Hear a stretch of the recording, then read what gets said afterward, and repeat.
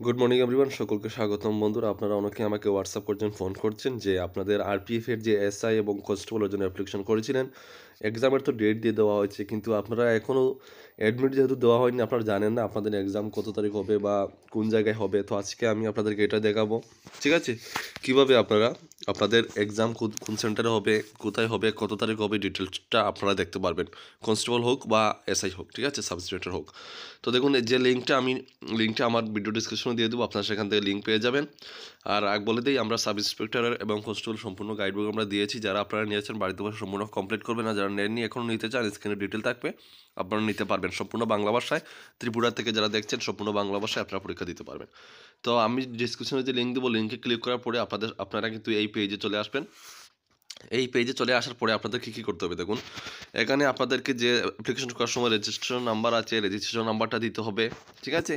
এখানে আপনাদের date of বার্থটা বসাতে হবে, ঠিক আছে। প্রথমে দিন, তারপরে মান্থ, তারপরে ইয়ার্স বসানোর পরে নিচে আপনারা এই কোডটা এখানে বসিয়ে আপনারা যদি লগ ইন করেন, এখানে লগ ইন করলেই আপনাদের কিন্তু যে এক্সামের ডেট কবে, মানে কত তারিখ এক্সাম, আপনার কোন সেন্টার কোন জায়গায় পড়েছে, সম্পূর্ণ কিছু আপনাদের স্ক্রিনে চলে আসবে।